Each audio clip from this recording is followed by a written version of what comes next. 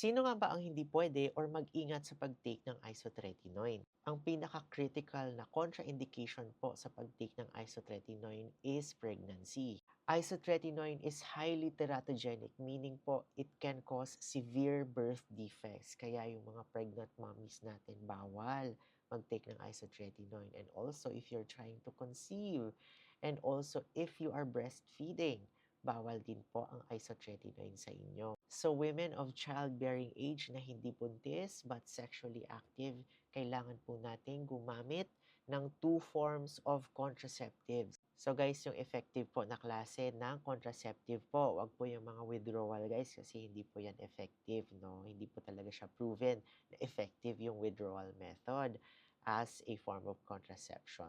And yung contraceptive po na ito ay kailangan gawin during the treatment or pag-intake ng isotretinoin and 1 month after, until 1 month after of stopping your isotretinoin. And also guys, yung mga patients na may hypervitaminosis A, bawal po mag-take ng isotretinoin. So yung mga patients na may hypervitaminosis A, mataas po yung vitamin A nila sa katawan, bawal po kasi mas at risk sila of developing more severe and mas makikita nila yung symptoms faster compared to patients who have normal levels of vitamin A. So another condition to consider guys ay liver disease. So as you know, isotretinoin can increase your liver function.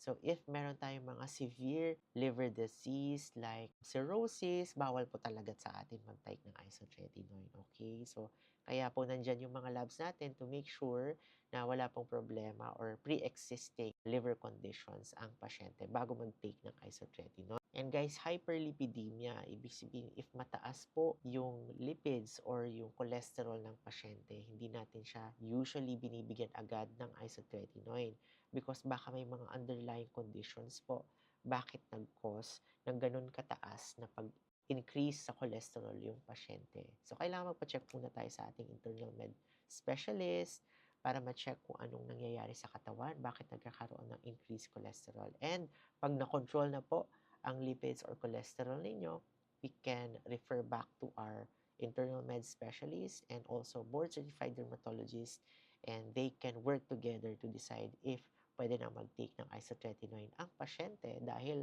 ang isotretinoin ay nakakataas po ng ating cholesterol. Kaya mag-ingat po tayo kung may problema tayo, family history of cholesterol, mom and dad mataas cholesterol, mag-iingat po tayo sa desisyon natin sa pag-take ng isotretinoin. Number 5 guys is allergy to soy. So this is controversial because I think kailangan pa ng more studies to establish it, and also very rare ang soy allergy because some isotretinoin are actually formulated with a soy component or soy ingredient.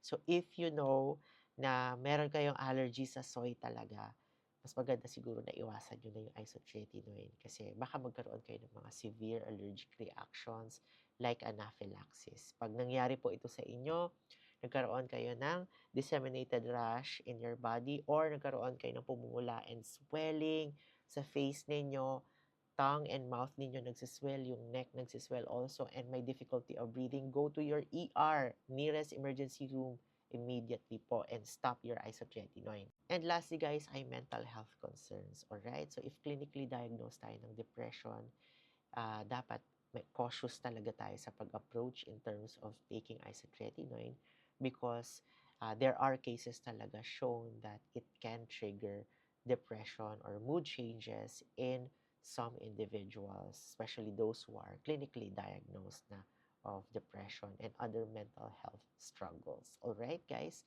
So I hope this helps. For more acne tips, follow me and Basta Acne DMD. Bye!